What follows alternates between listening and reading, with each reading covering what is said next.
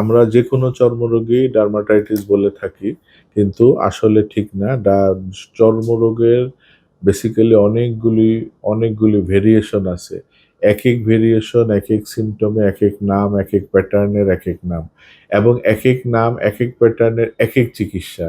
হোমিওতে যেহেতু আমরা লক্ষণভিত্তিক চিকিৎসা করি, সেই ক্ষেত্রে আমাদের প্যাটার্নগুলি, রোগের ধরন, রোগের প্যাটার্ন, রোগের আ আ কখন বাড়ে, কখন কমে, রোগের সিম্পটম, তারপরে কোন বডিতে কখন হয়, কোন খাবার খেলে বাড়ে, কোন সাইকোলজিক্যাল মানুষের উপর এফেক্ট করে, এগুলি কিন্তু আমাদের বিবেচনা বা আমাদের আ বাস ওষুধ সিলেকশনের ক্ষেত্রে আমরা বিবেচনায় আনি।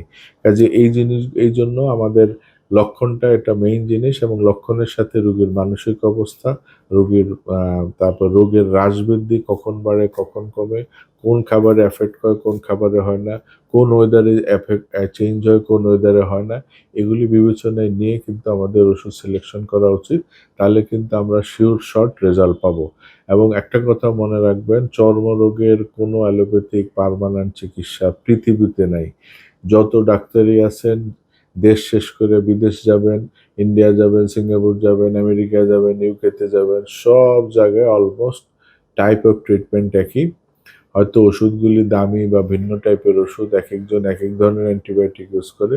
কিন্তু বেসিক্যালি চর্মরোগ পার্মানেন্টলি ভালো হওয়ার জন্য homeo is the best and homeo is the exclusive. কাজেই এই ক্ষেত্রে যে প্রত্যেকে চর্মরোগ হলে আগে হোমিও ডাক্তার দেখানোর চেষ্টা করবেন। বা যদি আগে নাও দেখান, পরে হলেও হোমিওপ্যাথি ডাক্তারের কাছে যাবেন। এটা হলো আমাদের রিকোয়েস্ট। এবং আমরা চর্মরোগে বিশেষ করে হোমিও ডাক্তাররা যারা ভালো ডাক্তার, তারা সবাই চর্মরোগে এক্সপার্ট এবং তাদের প্রত্যেকটা রোগী চর্মরোগ পার্মানেন্ট ভালো করেন।